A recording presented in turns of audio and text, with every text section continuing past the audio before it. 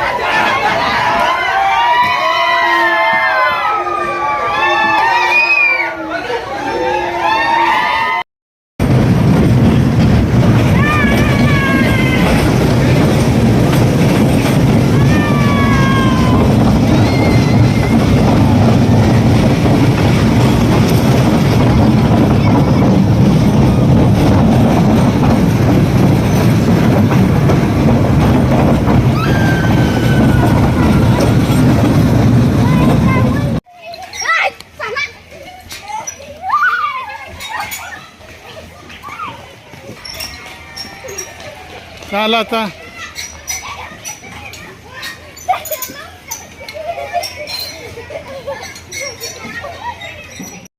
चाल रे मुलींना खेळूया थोडं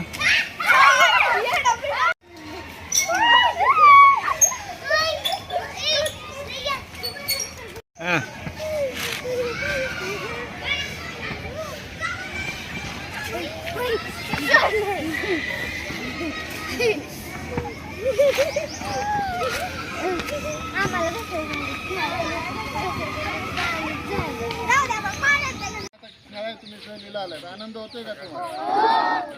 आनंदी याला नाव काय दिलं? आनंदी गणेश. कारण असं आहे ही जी मूर्ती आहे ती मूर्ती स्वयंभू मूर्ती आहे. स्वयंभू म्हणजे काय? स्वतःहून प्रकट झालेली. आता खाली मी कोणती नदी तुम्हाला सांगितलं? या नीरा नदीच्या तिथे एक कुटुंब राहत होते आणि तिथं एक भक्त राहत होते, गणेश भक्त. तर त्यांच्या स्वप्नामध्ये एकदा गणपती गेले आणि त्यांना सांगितलं की त्या नदीच्या काठी मी आहे, तू काय कर, माझी प्रतिष्ठापना कर. काय कर?